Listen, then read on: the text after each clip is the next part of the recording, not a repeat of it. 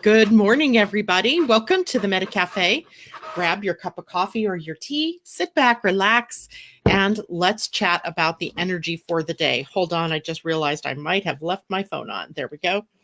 I hope everybody's doing well today. This Mercury going to turn direct, excuse me, I wish, Mercury turning retrograde day. And that everybody had a smooth day yesterday. I got quite a bit done yesterday. It was kind of nice not having a lot of planets to interfere with what was going on in my day. Sometimes I feel like I get a little bit, overly focused in what I'm doing. And yesterday I wasn't that way at all. I got focused and then I got up and I'd move around, do some other things, come back, get focused, do what I needed to do, and so on. I like days like that when they tend to move smoothly. And even my mouth seems to be moving fairly smoothly this morning. So I do feel, and I don't know if anybody else feels like this right now, but I do feel like a bit of a juggler. Like I've got all these different balls up in the air right now. Kind of a dangerous thing when you've got Mercury retrograde bearing down on you. But I feel like I have, and this may prove to be a falsehood, perfectly okay if that happens. But I feel like I've actually been able to focus my energy enough that even if a ball fell or it didn't work out quite right, I have contingencies in place just in case. And it's all good, right? There's nothing other than what happens for us to deal with in the moment. I can't pre-plan and set myself up for everything that could possibly go wrong in any situation. All I can do is say, okay, well, now this is in front of me, deal with it, move on, next. And that's the best way to get through this time period. When Mercury turns retrograde, so many things seem to be out of your hands. And even when you have the most exquisite attention to detail, the detail is sometimes not what you needed. It was the bigger picture, and you have too many details now, and you forgot the major thing, like, I don't know. So it's important for us right now to understand we stand at the precipice, sort of in this balance point of all of the big picture and all of the details that support it. Some things we're going to get lost in the shuffle, right? That is just the way it goes. Mercury will ensure that on some level, we have to go back and reevaluate or redo something that we thought we were done with. So we have to just be ready for all of that, correct?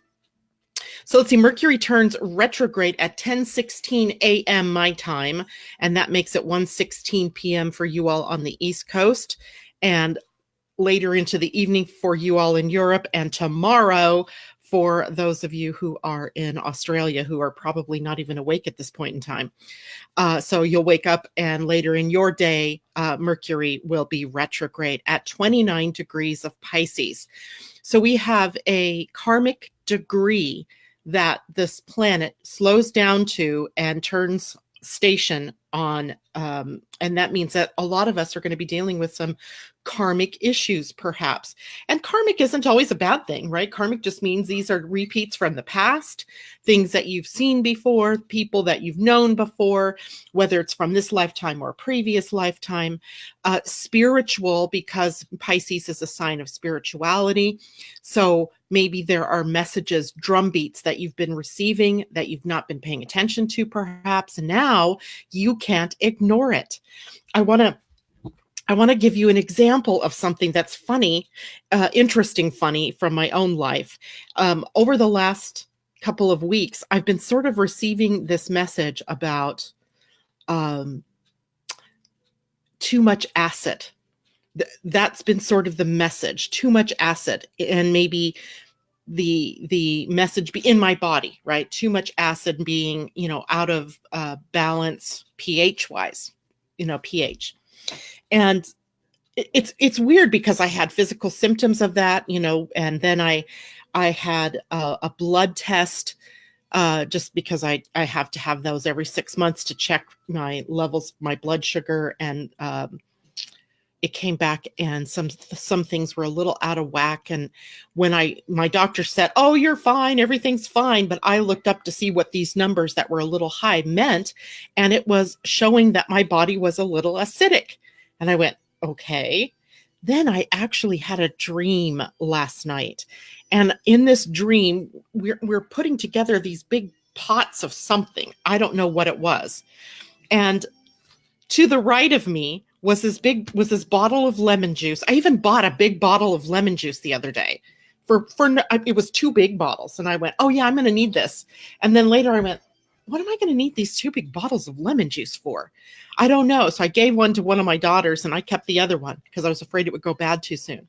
And then I dream about apple cider vinegar and lemon last night, and I went, "Oh my gosh, now I'm seeing the message. The message is coming clearer, ways to maybe bring my pH back into balance through lemon juice in my water or drinking apple cider vinegar, etc." And it seems funny because those two are acids, but they act in the human body to alkalize the body. So if you've been paying attention, and this was something small, a devil in the detail, right? A detail about a little message that was coming up for me. What messages are coming up for you all, right? That's what you want to pay attention to. And looking back over the last couple of weeks, since about February 19th, when Mercury entered the shadow of this retrograde, what have been the messages that you've been getting? And, they may be subtle. These were certainly sort of, well, the first inkling that I had was not a subtle one, but then the others after that were subtle and could have been missed, except that this morning I happened to sit down and I went through this process of looking at each stage of the retrograde, from the shadow to the station retrograde to the actual retrograde part of the cycle, then to the station direct, and then to the post shadow, or what is a retro shade, as Suzanne Fulmer calls it. And as each of those pieces came up, I realized what had been happening. So look for the messages, right? The messages have been there for you all along. And for me, Pisces doesn't necessarily sit in a health house. It sits on my 9th house of expansion and growth. So maybe a message that if you want to get bigger, if you want to grow and evolve, you got to take care of the body, because the body's turning, to acid. Not a good thing, right? Not a good thing. So there we have it, right? Your body is showing you something. Your mind is showing you something. Your environment is showing you something, possibly even your mental state. Maybe any number of things are showing up for you to talk to you about what this retrograde cycle is for you. So let's say good morning to everybody. Good morning, Angie. She said, "My messages have been to slow down." Yes. That is a great message, because even my daughter the other day whacked her head on a table leg. She had just put the table out in the garage, turned around, whacked her head on the leg. It knocked her flat on her butt. And, I'm like, oh, okay, there's a message for you. Slow down, pay attention, be present, be conscious, be aware, right? That's a great one there, Angie. Good morning, Colleen. Good morning, Willa. Good morning, Kristen Page. It's good to see you out there. Mimi, good morning. If one of the balls drops, I will just watch that sucker roll away and pick it up later. That is a great idea, right? Or at least, pay attention to what does that mean. I mean, maybe it's a ball dropping because it's not important to the grand scheme of things, right? There's always that potential as well. Good morning, Rebecca. I have something just for you this morning. Patricia Woods, good morning. And April, good morning. She's on the live first time this week, I think, or first time in the last couple of weeks. That must mean things are turning around for you in your life. Good morning, Angie, working and listening. And good morning, Vanita. It's great to see you all out there. And Colleen says, "I'm Pisces moon in the 8th house with a Virgo sun." So you're holding an opposition already. And so this is a time for you to pay attention to what is going on in your life. So here's a couple of things I want to do. Yesterday, Rebecca asked a great question about the opposites in a chart. So if she was asking the question, if I have a Pisces moon, what does it mean for me to have a Virgo sun? Or that's Colleen's case, but I don't remember, Rebecca, where your sun is. But, what does that mean in the grand scheme of things? Should I be paying attention to Virgo as much as paying attention to Pisces? And absolutely, hands down, yes. Because when we're looking at the polar opposite signs, or the axis, which is comprised of two opposing signs. If Pisces is on one side, then Virgo is on the other side, exactly opposite of it. So when we have a planet like Mercury moving through Pisces, then the shadow of Virgo is what's being fed into Pisces for us to take a look at. And it's the same thing with any opposition in a chart. So, or any sign opposition in a chart. So Colleen happens to have a Virgo sun. So Virgo sun, the sun is pulling in some of the more shadowy pieces of Pisces, while her moon in Pisces is pulling in some of the more shadowy things from the sign of Virgo.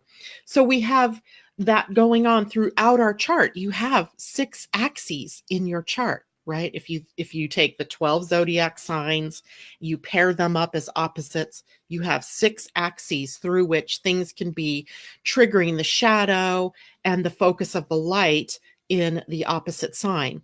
So I want to talk about what each of those lights and shadows are in the signs. But before we do that, I want to go through what the Mercury retrograde cycles mean for us. Like, what can we watch out for during those cycles? And now we've already been through the pre-shadow. I guess you could say we're still technically in the shadow for another, it's 8:16 here, so or 8:11. So just about exactly 2 hours from now, then we will be in Mercury's station retrograde. And there's a difference here because each of these comprises a piece of the puzzle. So the pre-shadow, or the shadow period, is where we start to see the contributing conditions to what this Mercury retrograde is going to be about, both collectively, but also in your own personal chart. So this is why it's so important to know your own chart, right? You could see where this 16 degrees of Pisces is in your chart, and what was happening from the progression of Mercury still moving forward from 16 degrees to 29 degrees. What was happening during that period of time, roughly about 2 weeks, right? From February 19th. So from February 19th, what is that? 3 weeks almost, right? So where is February? There's 1, 2, just about 2.5 weeks. So what are the messages that have been being dredged up for you? What's working on? What is bubbling up from the unconscious? Pisces rules the unconscious, and up into your conscious mind. That's the things that you're going to be looking at as the contributing conditions for your personal Mercury retrograde. If we looked in the outer world, we might be able to see those same things, right? Looking at what's percolating up from the depths in the outer world. And that tells us what some of the things are that we're going to experience collectively when we get to the actual retrograde. So at Mercury retrograde's station, it is a moment where Mercury hangs in the balance between moving forward and moving backwards, right? It's just hanging there. It seemingly comes to a full-on stop. And it can be literally the most chaotic point where there's no motion, right? Imagine you're driving your car and you have to suddenly slam on the brakes, right? There's no motion. And then it starts to go backwards. So like, I don't know if anybody's ever done this because it's not really good on your car to do that, but you're driving along and you switch the gear and you suddenly go backwards, right? You put it in reverse. For that moment, there's a spot in time where it's hanging and not moving either forward or backwards. That's what Mercury's direct or Mercury's retrograde station is like. That space, just that space in between the actual motion.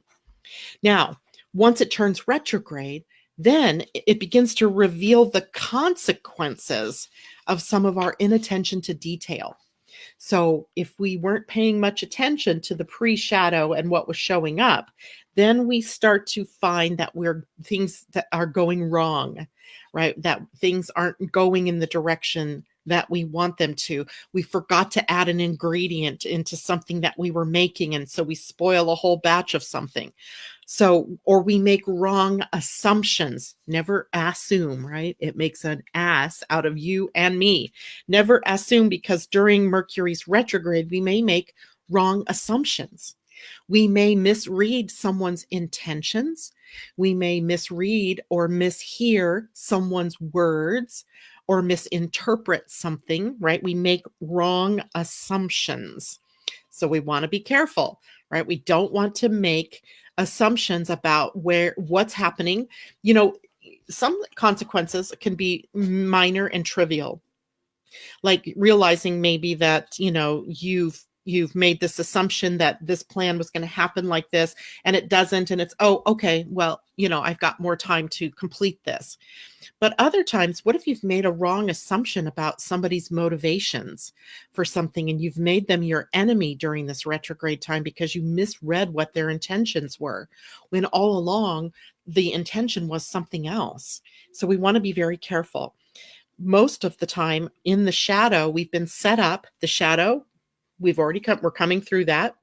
That we've already been set up for errors in communication and in transportation.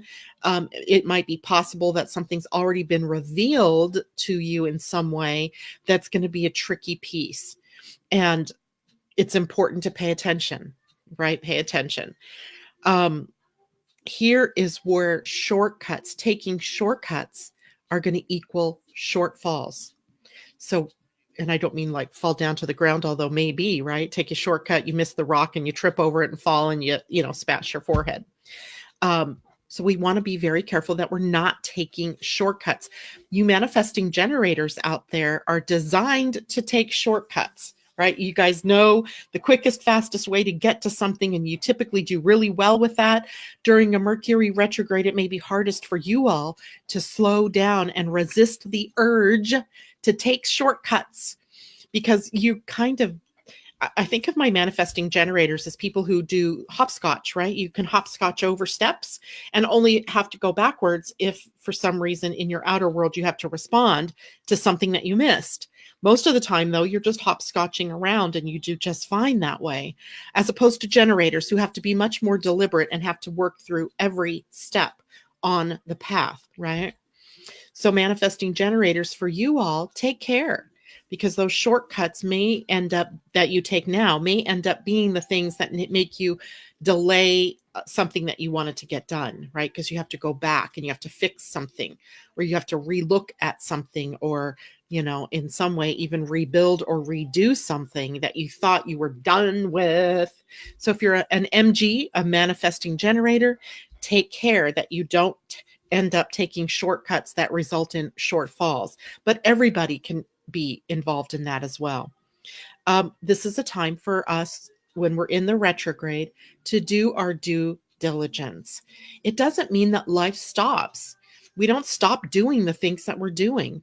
We don't not do our work every day or continue our forward motion on things because of a Mercury retrograde. We first of all, we don't start something new that we've not ever done anything about. But if you were already in process of a project, you can keep moving. Just know that it's easier for you to miss details during a Mercury retrograde. So do your due diligence. Check and recheck everything before you do something. Like, I'm in the process of getting ready to launch something, and I have pestered my daughter to death over the last few days, asking her to check links for me. Please check this and follow the directions and see if it works for you, because I'm, aware of the potential for things to not go the way you think they're going to go, right? Or that the plan falls apart. And even with all of that protection in place, right? Checking and rechecking, there's always still going to be the potential for something to not work out the way you thought it was going to work out. And it has to be okay.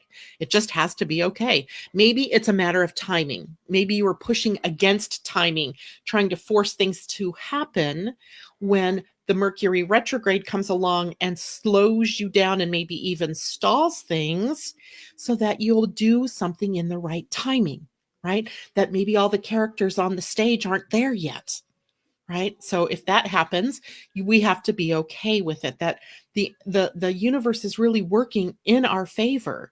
This isn't punitive, right? It isn't punitive, but the results of our moving ahead too fast or too far or forgetting to check details can feel like it's punitive when it blows up on us or it doesn't work out right. Okay, let's see if anybody has questions, comments. Mimi says, interesting. Even as a manifesting generator, my Virgo moon shakes her head and insists that I pay attention to the details. This is how knowing thyself, my favorite saying, know thyself, comes in so handy, right? Mimi, hearing me say, manifesting generators have this hopscotch tendency, right? Where they're skipping ahead. And then oftentimes they find themselves at the end and then having to go back to pick up a step where they missed, or sometimes it doesn't happen for them at all. But she knows she has a Virgo moon, and that Virgo moon is incredibly good at watching the details, right? Minding the details. It's the job of Virgo, right? So mind the details. And let's see, Angie, is there any large significance if you are born on a cusp? For example, when looking at the opposite house, etc. Oh, yeah. That kind of complicates things because now you're not only looking at the opposition of, in my case, I was born on the cusp of Gemini Cancer. So I have to be able to look at the shadow that I'm drawing in from Sagittarius, but as well the shadow from Capricorn. And then if you have planets in any one of those signs, you've got to look at how is that complicating the picture, or how is that changing the fundamentals? How is that changing the shadow energy? So yes, if you're on a cusp, you have to look at both signs that you're on the cusp of. That's a great question. Vanita, I'm getting my gas fireplace fixed. Hope the guys pay close attention to detail. Indeed, right? Gas, not something you want to mess with. But chances are this is something that they're really good at. They've done this a million times. It's not like they're newbies and today's the first day that they're going out and setting up gas in a fireplace. Okay. Let's hope that, right? And you can always be, diligent in your own job. What is your job here? Well, is to make sure they have everything they need, to make sure that they have their instructions correctly about what it is that you want them to do. And that will help, right? So I don't see any big issue around that for you, Vanita. Good morning, Michelle. And it's great to see you out there. And let's see, I'm just so complicated. Angie says, LOL. We are all so complicated, right? We all are. And it's beautiful. It really is beautiful. But know that whatever sign that your sun is in, or wherever you are finding that you're on a cusp, the sign that you're actually in holds sway. So if you're on the cusp of Pisces and Aries, perhaps, Pisces is your sign, right? But just being aware that you're also going to bring in some of that Aries energy.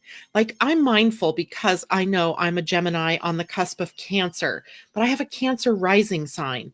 So that really is going to color how my sun expresses itself. And it is always going to be a mothering sort of sign because I'm going to be that great mother, right? I don't mean great as in I'm a good mother. I mean, it's the mother. And there's that level of caretaking and so forth that I bring to everything I do. And there's just no getting around that. That is not a typical Gemini quality, but it's empowered within me because of my rising sign. So that cusp is important because it can color your sun sign, moon sign, whatever it is that's on a cusp. Especially if it's at the cusp, like at a 29 degree of a sign, because that is also a place where you have karma built up. So interesting days, right? Now let's look at the post shadow, or the retro shade. The retro shade is where the error of your ways are revealed in a big way and correction is possible. I use the word correction deliberately because I don't want people to think that if something blows up on you during the retrograde, that it isn't fixable. But it does come to you that, yeah, I should have paid attention when XYZ was happening. I should have paid attention because now I'm paying the price for not having paid attention. And now I have to course correct. I have to take steps now to correct, but correction is possible. And that's the really good news, right? That correction is always possible. But I forgot something. In between the retrograde itself and the post shadow or retro shade is another hanging point where Mercury is stationing direct. And here's where the consequences are often revealed, right? Consequences. And then in the next moment, the error of why the consequence is happening, the error is revealed, and then correction is possible. So I hope that makes sense for everybody. It is a very intense time when you have Mercury retrograde in a sign that you're also going to, in this case, have the new moon. And we have a gas giant Neptune in the same area that Mercury is turning retrograde. And so it really ramps up all of the energy around what the shadows are. And that's what I want to look at next. If we break down the signs, first of all, let's see, does anybody have any questions here? Did I miss anything? Nope, I think we got it. Rebecca, this was great. Thanks for elaborating on my question. Okay, well, I haven't finished elaborating on your question yet, Rebecca. Here comes the best part, right? So what I did was I took and I put together what I thought would be the light and the shadow for each sign. And we're actually going to go backwards. I'm going to start with Pisces because, of course, Pisces is taking up a lot of residence in our minds here today. And so let's look at what the shadow is. When I'm saying Pisces shadow, what I'm doing is pulling in the energy of Virgo, right? So if I'm pulling in Virgo shadow, what I find in Pisces is lethargy, slow, slothful, confusion, boundary issues, right? Crushed by negative energies and feelings of hopelessness, right? The weight of the world falling on your shoulders, lack of personal responsibility. You could read that as victim mindset, right? Falling victim to whatever's happening. Escapist behaviors. These are the negative things. These are the negative vibes we could be pulling in. And also feelings of rootlessness, not having a foundation, not feeling, bound to anything. And if we want to think of, some of the more negative Virgo things that we're bringing in, it could be compulsive and obsessive behavior, OCD, being disorganized, overthinking, anxiety, nervousness, trying to intellectualize the emotions that you're feeling. Pisces is water. Virgo is earth. So Virgo with Mercury as its ruler may try to over-intellectualize emotions, and you just can't. There are no rhyme or reasons to emotions, right? There could be shamefulness. You could be feeling shame and guilt. Could be patronizing and judging, and trying to become overly rational. That's a bit complicated right now too, because Mars, the planet of action, is sitting at the gate of rational thinking.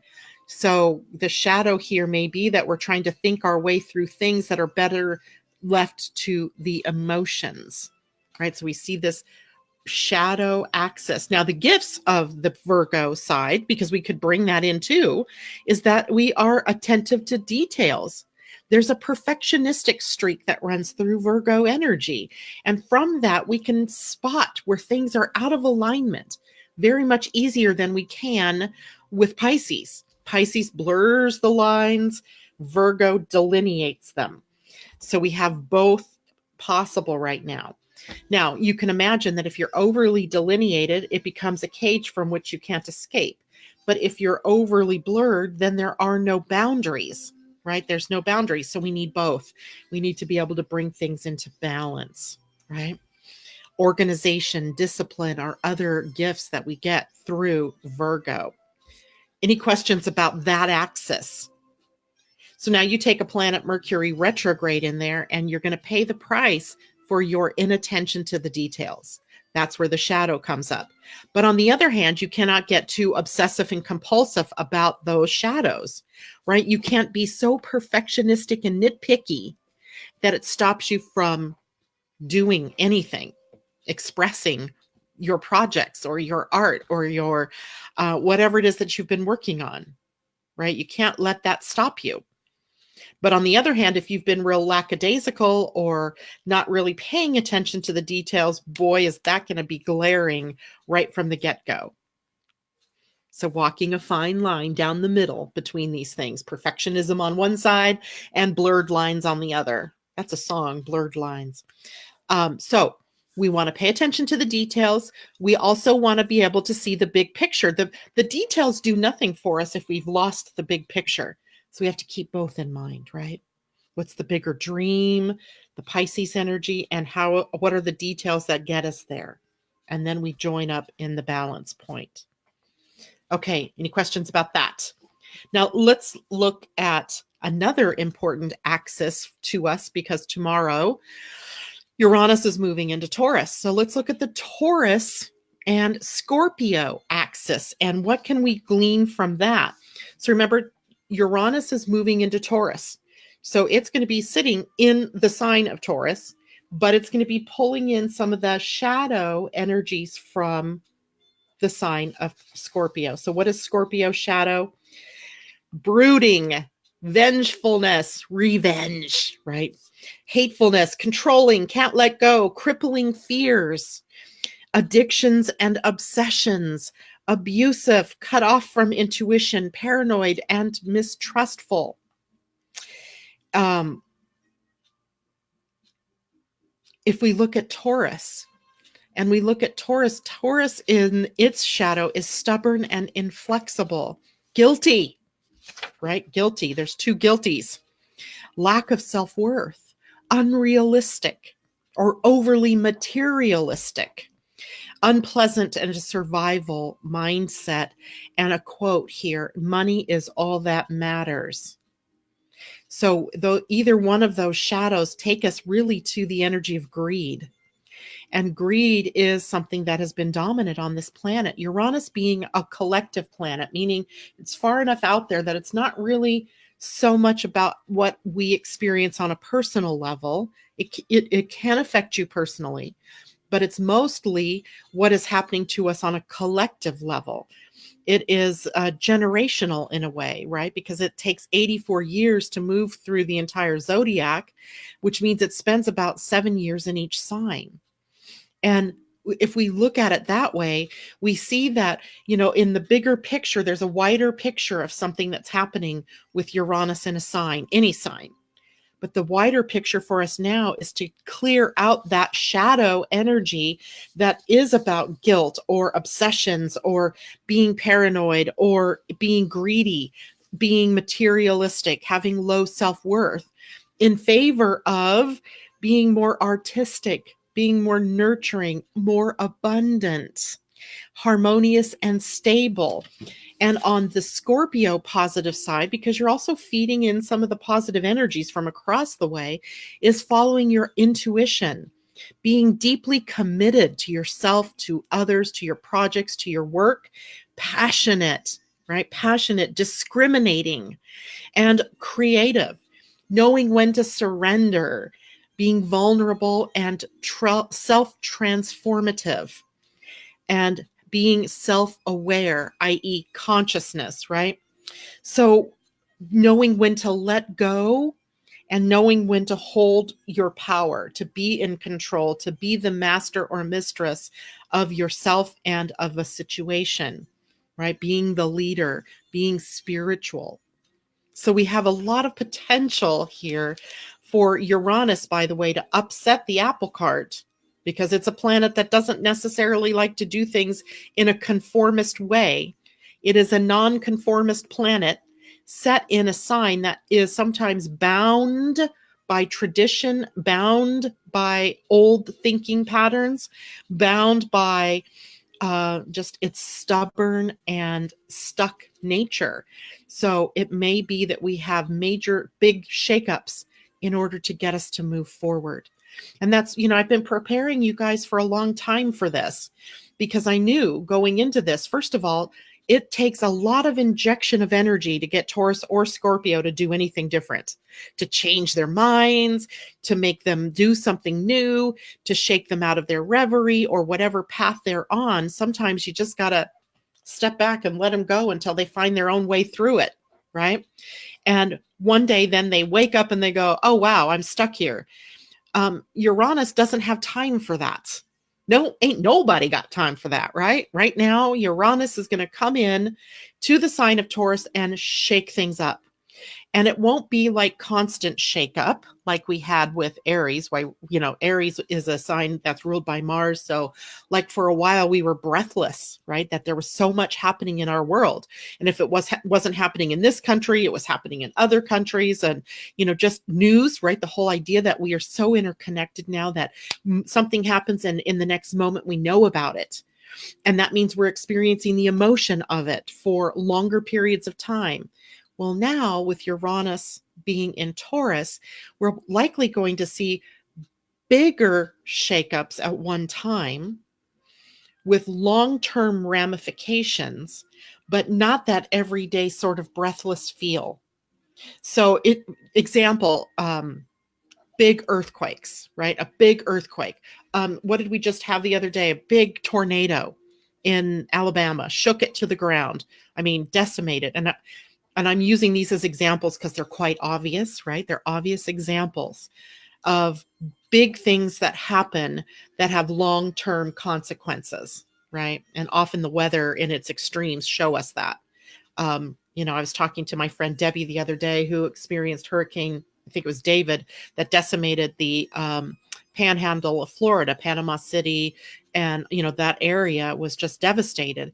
And how even though they are recovering, there is still the long-term consequences of buildings that are demolished, of getting supplies in, lots of things that you don't think of when you're on the outside looking in, but that the people who are living in an area that's been devastated by a hurricane, a tornado, a flood, a snowstorm, a fire, they are dealing with those consequences for a long time.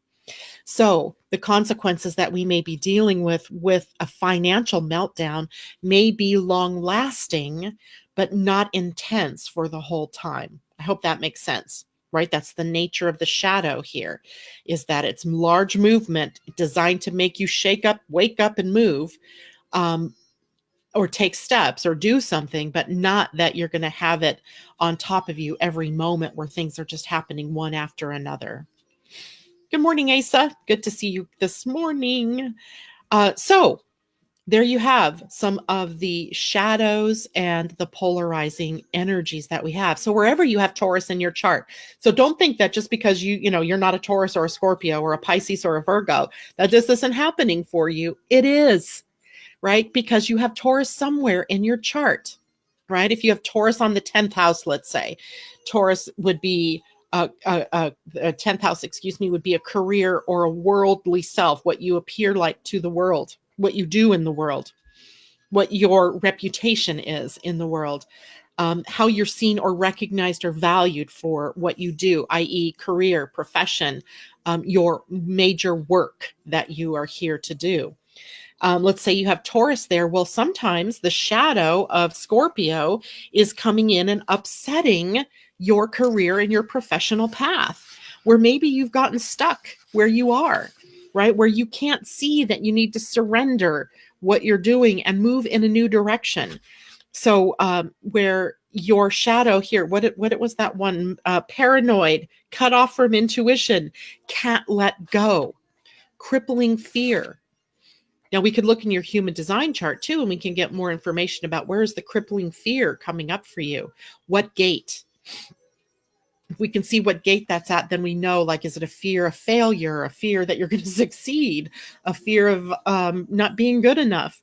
So we can go through and we can, get more details. But every one of you have every one of these signs in your chart, and you, at various times and in various ways, you're expressing the shadow and the light from the potential of those signs.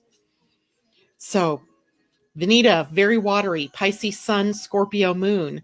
So, I think what I'm going to do, I don't know that I'll get this done today, but I will get this done because I've already typed it up, right? I've got it in some kind of format here that I can get out to you all so you could get the idea of what the light is and what is the shadow in each one of the signs.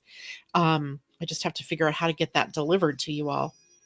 I guess I could put it on Google Drive and then you could link to it and download it, or have a link and then you can get it and download it. And then, of course, none of that means anything if you don't know your chart. And you can go to my website, you can get your natal chart. Here's another thing. When I originally designed my business track, I don't even know what else to call it, the free charts were a way to capture email addresses for people to subscribe to my newsletter, etc. So now, if you've gotten your chart a long time ago and you're already added to my mailing list, it may not let you add yourself again to my mailing list. So if you're requesting a new chart, it may not let you. It may say you're already subscribed, or it forces you to use another email address. Then you're getting my newsletter at 2 or 3 different email addresses. Don't do that. There's just no need to do that. Email me and let me know, hey, I'm already on your email list, but I need a new chart. And I'm putting that email address up right now, livingastrology111@gmail.com. Say, hey, Janet, I need another copy of my human design chart, or hey, Janet, I need another copy of my natal astrology chart. Also, this came up the other day, is I have this person who's using 5 different email addresses to get what I'm presuming are charts for people in her family, or maybe her spouse or her father or something. I couldn't tell who these people were. And I thought, oh my gosh, I don't want people in that situation. Same thing here. If you're already subscribed to my email list, email me then and ask me to give you the charts for other people in your families. So I would need their birth time, birth date, and birthplace. So if you want your husbands or your daughters or your sons or your mother or father or whomever, best friend, potential boyfriend, girlfriend, email me what their birth information is so that I can get you those charts, right? Don't try to do it through the website. I hope that makes sense. If you're already on the list, if you're already on my email list, email me personally here at livingastrology111@gmail to get your charts for your friends or family, or to get another copy of one for yourself.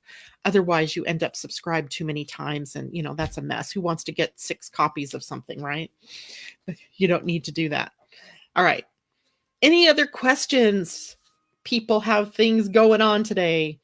Alchemy. Yes, Rebecca, that is alchemy. So again, maybe I'll show a chart here. What did I do with today's chart? Here it is.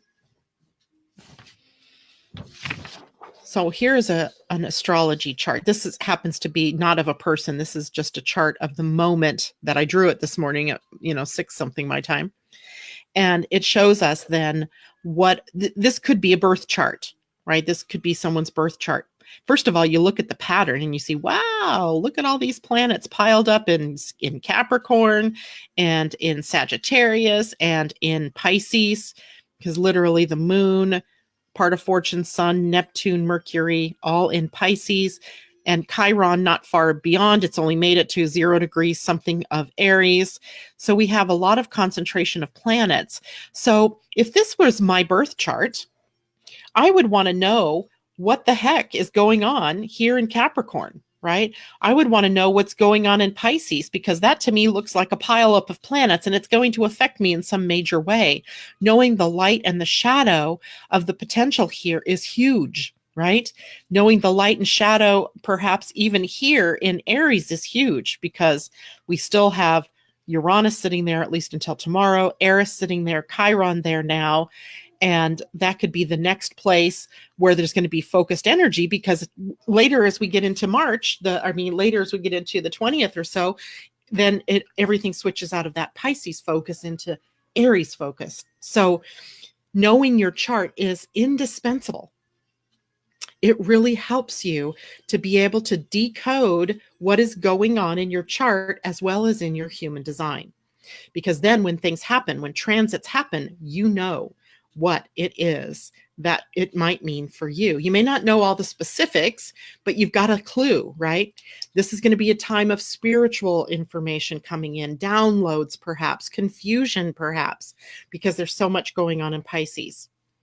And in this case, Pisces is even sitting at the 12th house in this particular chart. So there's like a double, triple focus here of Piscean energy because Pisces rules the 12th house.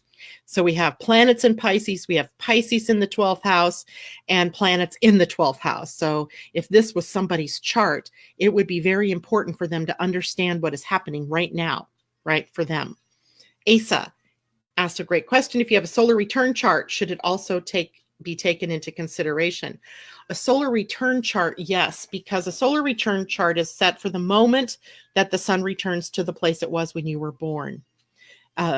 To the exact degree it was when you were born. But we also need to know exactly where you are located on this planet at this moment in order to make it accurate, right? And then what you get is a secondary sort of, I'm going to just draw this in here. You get a sort of secondary wheel right out here with symbols in it that would tell you where those planets are at the moment the sun returned. Well, let's say this is your birth chart, and on your solar return, we see that it's out here where the sun is going to be, because it is, right? There's the sun. That's where the sun would be in a solar return. But what house is out here now is going to be the difference. So you're going to take some of this highly spiritual, intuitive energy and maybe place it in the 10th house in a solar return chart, which means that it's going to be intuitive based in your career or your profession.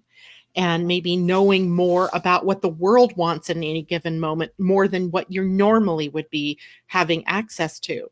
So a solar return chart gives us the themes, snapshot of what's going to be the themes developing for the year ahead. And then, and should it be taken into consideration? Yes. There are so many levels. It's like an onion. We could keep peeling away layers about what your chart means.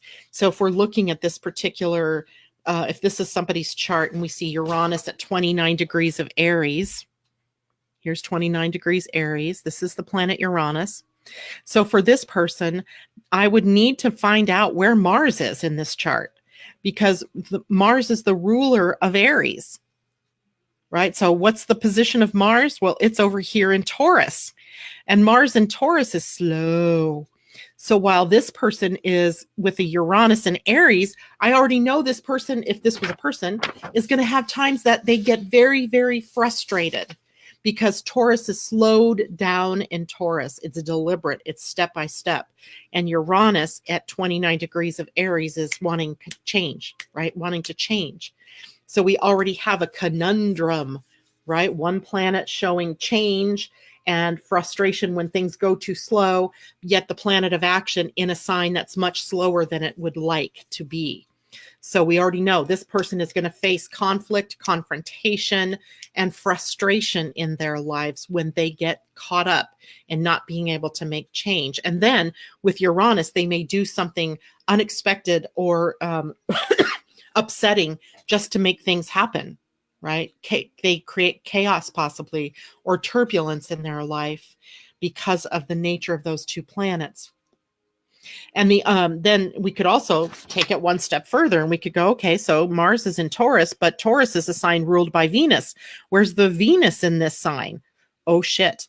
Venus in this particular chart is in Aquarius, ruled again by Uranus. So this person has a tendency likely to make changes willy-nilly when they are feeling stuck, right? They may, just throw that wrench out there and make changes, change direction. So then if I looked at them and at their human design level, let's say that they're projectors and they're doing this. Then I'm going to have a contact or talk with that person about burning out, right? Those quick course changes and, have a tendency to stay too long at sometimes and then throw over everything other times can totally burn out a projector. Let's say they're a generator And generators already have a tendency to leap into and leap out of things. So this person may be constantly leaping into and out of things, never reaching mastery in anything. So you can see these are important considerations to look at in your chart. That's why sometimes you need an astrologer. It's not, you can go and read, oh yeah, Libra's light, kind, polite, creates beauty, mediator, intellectual, interpersonal skills, blah, blah, blah. And you can, read all about that.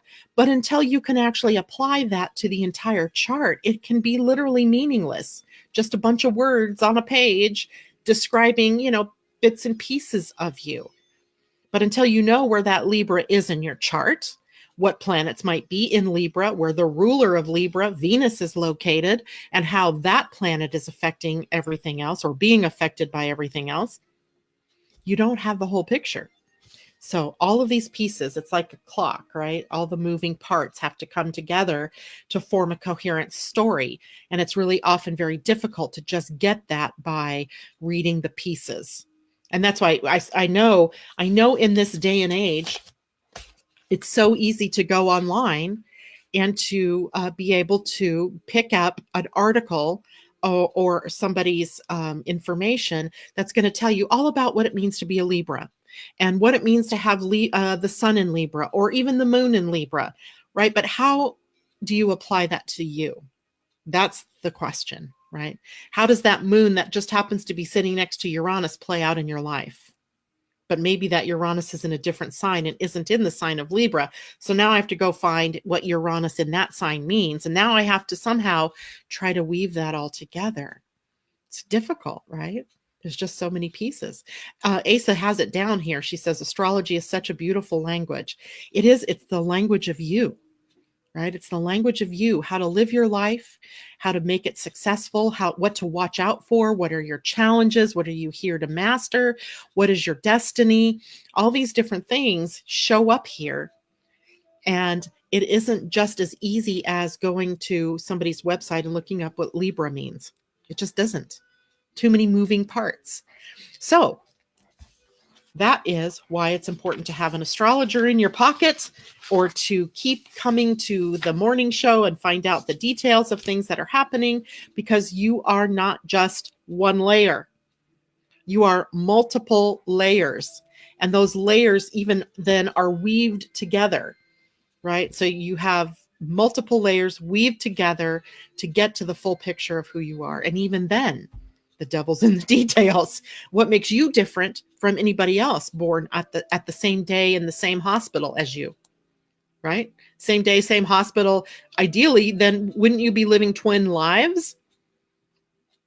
But that doesn't happen, right? Because we all have free will and we express these things differently. So it becomes a really interesting study. Like my husband is a twin. He's an identical twin. He's 7 minutes younger than his twin brother. And I always marvel at what their astrology charts look like together. They're identical. I mean, the moon doesn't even move much in 7 minutes, right? But yet their lives are so different. I mean, there's obviously these common things that run through their lives, but the way they express them are so different. And it's amazing to me as an astrologer to step back and be able to observe how that's happening. That's something too that, sometimes you just have to use your intuition in talking to someone to kind of pull out what it is that maybe that person, that one twin is expressing the shadow of the sun, where the other twin is expressing the light of the sun. You follow me? Right? There's often the twins are expressing them differently, even though they have the same potential. It's really kind of fun. Colleen says, but that never makes sense. Little about general Virgo sun resonates with who I am, but add Pisces moon and Leo rising and it starts to make sense. Absolutely. You got to weave it together. You're a story. You're a story with multiple plot lines, multiple areas of your life being affected. And it is something that you have to be able to read into to understand. And you have to read into the depth. You can't just read superficially across the top of it, right? It just doesn't work that way. But we do our best as astrologers when we're trying to determine, like, what are the energies of the week? What are the energies of the month? What is the energy of 2020?